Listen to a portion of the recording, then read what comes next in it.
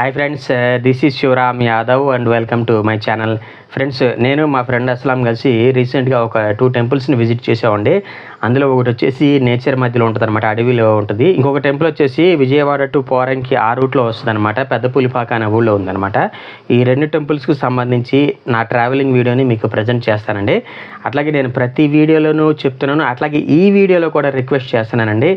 మీరు ఏదైనా ఒక హిల్ స్టేషన్ కానీ ఒక టూరిస్ట్ ప్లేస్కి కానీ వెళ్ళినప్పుడు దయచేసి ఆ ప్లేస్ని అలాగే నీట్గా ఉంచండి. మీరు అక్కడికి వెళ్ళి భోజనం చేసేసి ఆ ప్లాస్టిక్ విస్తరాకులు, ప్లాస్టిక్ వాటర్ బాటిల్, ఇంకా ఇతర వేరే ఐటమ్స్ అన్ని అక్కడే పడేసి ఆ ఏరియా అంతా గలీజ్ చేసేసి డ్యామేజ్ చేయకండి. ఎస్పెషల్లీ నేచర్ మధ్యలో ఉండేటటువంటి ప్లేసెస్కి వెళ్ళినప్పుడు మాత్రం ఆ ప్లేస్ని ఇంకా నీట్గా ఉంచండి. కొంతమంది కుర్రోళ్ళు అయితే అక్కడికి బీర్ బాటిల్స్, మందు బాటిల్స్ తీసుకెళ్ళి అక్కడే మందు తాగి ఆ బాటిల్స్, ఆ డిస్పోజబుల్ గ్లాసెస్ కూడా అలాగే పడేస్తున్నారు అనమాట. చాలా చండాలంగా తయారు చేస్తున్నారు ఆ ప్లేస్ని. దయచేసి నేచర్కి డ్యామేజ్ చేసేటటువంటి పనులు చేయకండి ఫ్రెండ్స్. ఒకవేళ మీరు ఎట్లాంటి టూరిస్ట్ ప్లేసెస్కి వెళ్ళినప్పుడు మీరు కలెక్ట్ చేసినటువంటి చెత్త అంతా తీసుకెళ్ళి దగ్గరలో ఉన్నటువంటి చెత్త కుండీలో వేయండి కానివ్వండి. మీరు వెళ్ళేటటువంటి ఆ టూరిస్ట్ ప్లేస్లను అలాగే పడేస్తాయి, మిమ్మల్ని చూసి ఇంకొకరు అలాగే తయారవుతారు. దయచేసి కొంచెం రెస్పాన్సిబుల్గా ఉండండి. అందుకనే ప్రతి వీడియోలో చెప్తున్నాను, అట్లాగే ఈ వీడియోలో కూడా మీకు రిమైండ్ చేస్తున్నాను. అర్థం చేసుకుంటారని చెప్పేసి ఆశిస్తున్నానండి. వీడియో నచ్చితే లైక్ చేయండి, షేర్ చేయండి. ఇక లేట్ చేయకుండా టాపిక్లోకి వెళ్ళిపోదామా? ఎప్పటిలాగే మా ఫ్రెండ్ అస్లాం బైక్ మీద మార్నింగ్ 10:30, 11 ఆ టైంకి బయలుదేరామండి. అయితే మేము వెళ్ళే టైంకి కొంచెం వాతావరణం నార్మల్గానే ఉంది, వర్షం పడి. కాకపోతే బ్యాడ్ లక్ ఏంటంటేనండి, దారిలో జస్ట్ ఒక 10-15 ఫీట్ వెళ్ళామో లేదో టైర్కి మేకు తగిలిందనమాట. మేకు తగిలిపడి మొత్తం గాలి మొత్తం పోయింది. దగ్గరలోనే పంచర్ షాప్ ఉండటం కలిసి వచ్చిందండి. కాకపోతే బ్యాడ్ లక్ ఏంటంటే పంచర్ షాప్ అతను ట్యూబ్ పోయిందన్నాడు, కొత్త ట్యూబ్ వేయించాల్సి వచ్చింది. దగ్గర 450 రూపీస్ దాకా ఛార్జ్ చేశాడు.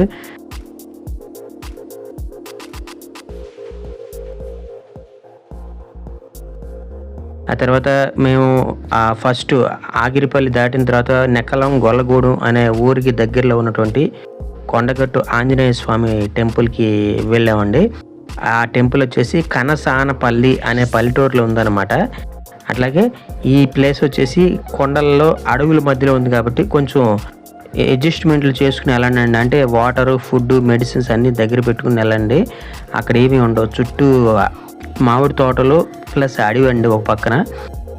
కాబట్టి ముందే చెప్తున్నానండి, ఈ అడవిలోకి ఇట్లాంటి ప్లేస్కి వెళ్ళేటప్పుడు కొంచెం జాగ్రత్తగా ఉండండి. అడవి అంటే సాధారణంగానే రకరకాలైనటువంటి యానిమల్స్ ఉంటాయి. అందులోనూ మేము వెళ్ళిన ప్లేసు కొంచెం కోతులు గట్టిగా ఉన్నాయండి. కాకపోతే మేము వెళ్ళిన రోజు ఎందుకునో మా లక్కో ఏమో కానీ అక్కడ ఒక్క కోతి కూడా కనపడలేదు. ఇక్కడ దూరంగా కొండలు కనపడుతున్నాయి చూడండి. ఈ కొండల బ్యాక్ సైడ్కి ఇప్పుడు మేము వెళ్ళాలన్నమాట. ఇదిగోండి, ఇది నెక్కలం, గొల్లగూడెం ఊరు అనమాట. ఈ ఊరికి వచ్చేసి సెంటర్లోకి వెళ్ళిన తర్వాత లెఫ్ట్ సైడ్ తీసుకోవాలండి. ఇలా సొందు వస్తుంది చూడండి. ఈ సొందు కనసానపల్లి పల్లెటూరు వెళ్తుంది అనమాట. దగ్గర ఒక 6-7 కిలోమీటర్స్ లోపలికి వెళ్ళిపోవాలండి.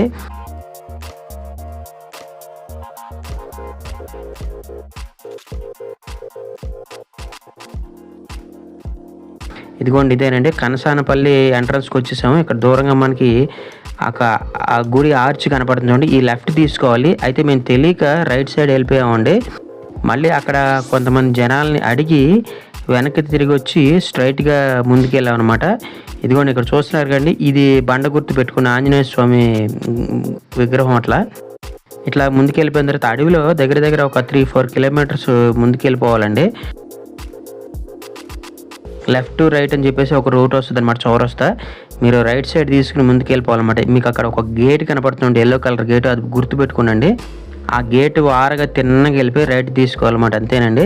కాకపోతే మేము కొంచెం కన్ఫ్యూజ్ అయ్యాం, ఫస్ట్ టైం వెళ్తున్నాం. అందులోనూ అక్కడ మాకు మనుషులు ఎవరు కనపడలేదండి. కానీ మేమే డేర్ చేసి అలా ముందుకెళ్ళిపోయి మొత్తానికి ఎలాగైతేనే గుడి ఉండేటటువంటి రూట్లోకి వచ్చేసామండి. ఇదేనండి గుడికి వెళ్ళే రూట్. గుడికి వెళ్ళే రూట్ కొంచెం మరీ వాల్గా ఉండటం వల్ల పైకి 45 degrees లెవెల్లో ఉందండి. బండి మీద పైకి వెళ్తానికి కొంచెం కష్టపడాల్సి వచ్చింది. కొంత దూరం వరకు బైక్ సాఫీగా వెళ్ళింది కానివ్వండి.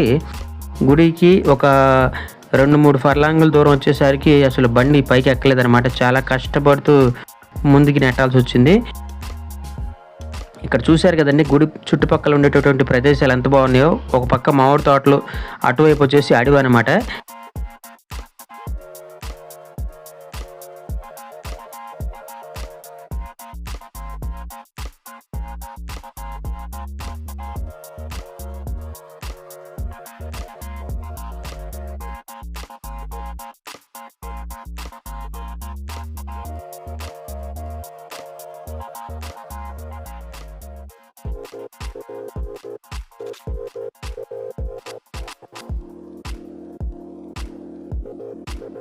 ఇక్కడ చూసారు కదండి, ఇదేనండి ఆ గుడికి ఎంట్రన్స్ అనమాట. అయితే బైక్ మీద వెళ్తానికి చాలా ట్రై చేశాం కానండి, కొంత దూరం వెళ్ళిన తర్వాత బైక్ స్టక్ అయిపోయిందండి. ముందుకు నెట్టుకుంటూ వెళ్ళాల్సి వచ్చింది.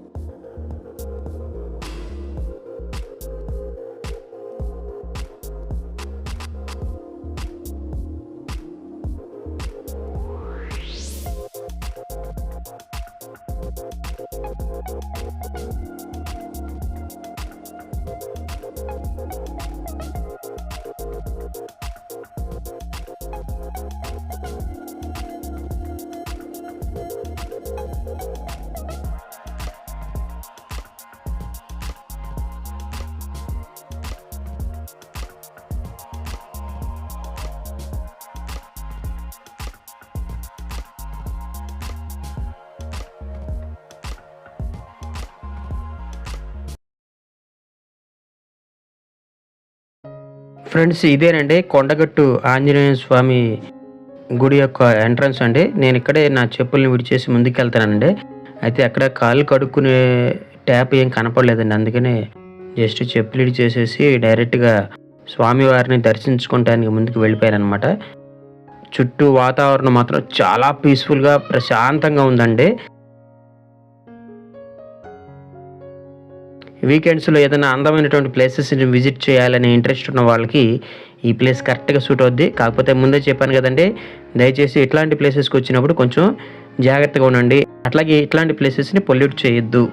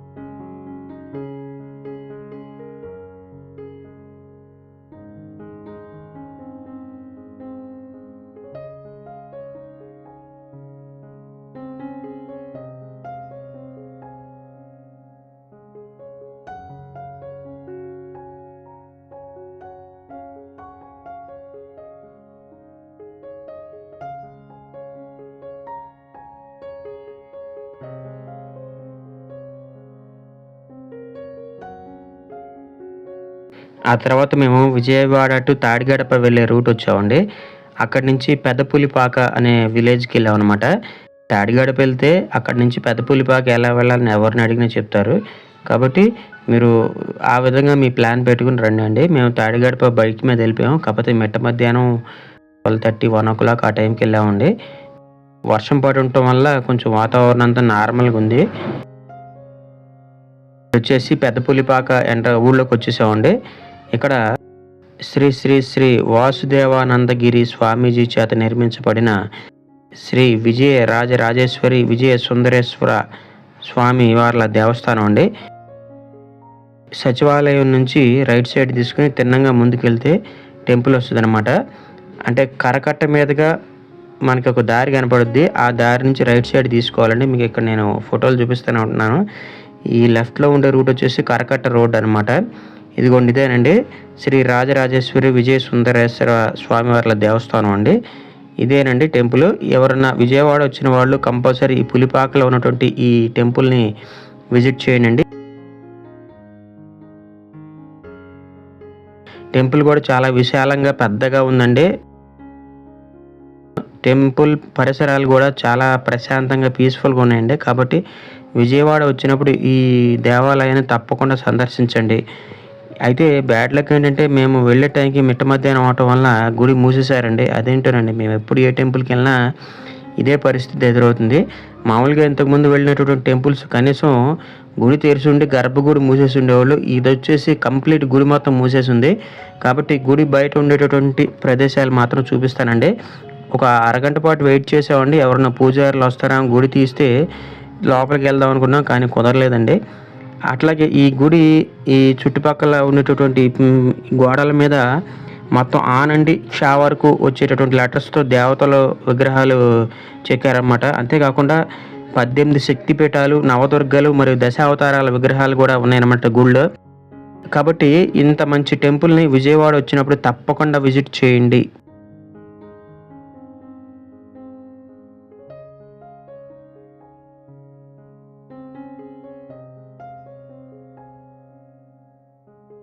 గుడికి ఈశాన్యంలో కోనేరు, దానికి ఎదురుగుండా యాగశాల, అట్లాగే గోశాల మరియు స్వామివారి రథం కూడా ఉందండి.